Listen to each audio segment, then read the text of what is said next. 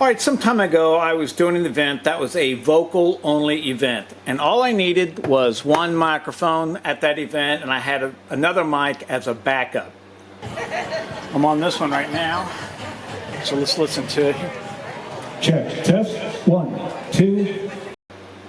All right, and then one of the other events that I do each year is for a city parade. All right, looking good. I'm allowing the peaking to come up about a +3. And it too is one mic, a wireless mic, and I've got one as a backup. But what I don't like doing with these events is using the larger consoles, because it's just not needed. I really need something that is this size. Now this little console is good, but it's not what's needed to do particular events. I've used this before many times.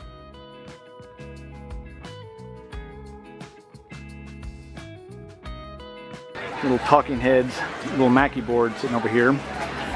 This is one we use just for events like this where we don't really need anything but just something to project a voice. But now it just sort of sits in the shop, and all it does is I plug stuff into it and I make sure that the monitors work, the monitor speakers when I come back from a gig. And I test microphones with it just to make sure everything's okay instead of breaking out the bigger consoles. Okay, so it was sometime after that last event that I did where I was using a bigger console that I decided I'm just going to have to get something that's going to work for vocal only type of events. So, all right, so this is the new addition to the inventory. I'm not going to get rid of that Mackie because I need to use it here in the shop area.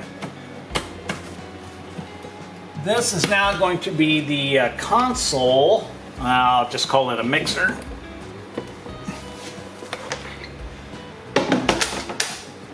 Okay, this is going to be used for the vocal only type of events. This is the Yamaha MG12XU. So one of the bands I'd mixed for had used something pretty similar to this. I think it was more the first, maybe the second generation of the board. All right, the case that it's in is not really made for the console. I just needed something small to put it in. A lot of the foam stuff that you see here, the foam that's over here and over here, this is stuff that I glued in to make the console secure. I mean, as secure as it can be when transporting, but here on the lid, that comes in okay. But here on the lid, I've got foam also helping to support the console, really the mixer, and other things. And I can remove this, I can plug the unit in, and over here, which I'm big on cooling, I've got these small fans. Now, for people say, hey, that's loose. Yes, it is loose. And it's like this in case I need to take it out, just as I've done here if I have to replace it or work on it or something. When this foam piece here is put in and the lid goes on, really nothing moves around. Now, obviously, if it drops out of the back of a pickup truck with everything in it, stuff's probably going to bounce around. It's not really an ATA case. It's just something to put the mixer in during transport. Now, the biggest thing for me, which is why I had stopped using this Mackie here, this console has the compression knobs on them. One knob compression. Now, in the past, I've sort of been opposed to that, but honestly, for vocals and for a quick setup, these are perfect. You can't make any adjustments on them other than how much compression you are applying. Now, I am used to either hard knee, soft knee. We can set the milliseconds of attack, the milliseconds of release time, how much compression we want. But honestly, for a vocal thing, especially for vocal only type of events, this is perfect. And this is what I was after. This is what was not on the Mackie. Now, since that time, Mackie has come out with a board that has compression on it as well, one knob compression, which that's good to see. Okay, another thing I like about the Yamahas, they do have the PFL buttons on them, which is not on the little Mackie mixer that I have. I do rely upon these to set the levels.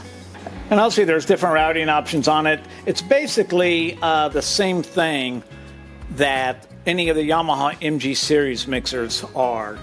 And if you can tell, this is an analog board, but it has digital effects on it.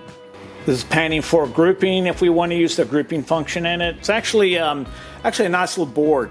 Now on the compression, the one knob compression, as you do use more compression, it automatically adjusts the makeup gain that's in it. So as you apply more compression, your fader volume, you may hear it actually go up.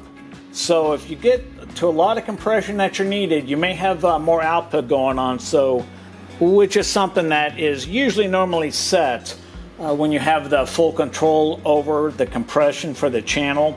Personally, I would rather apply what I need, because not everybody needs makeup gain if you're using a compressor. As you're turning it up, if you notice it getting louder, depending on how much compression I need, you may have to turn that fader down just a little bit to control the signal.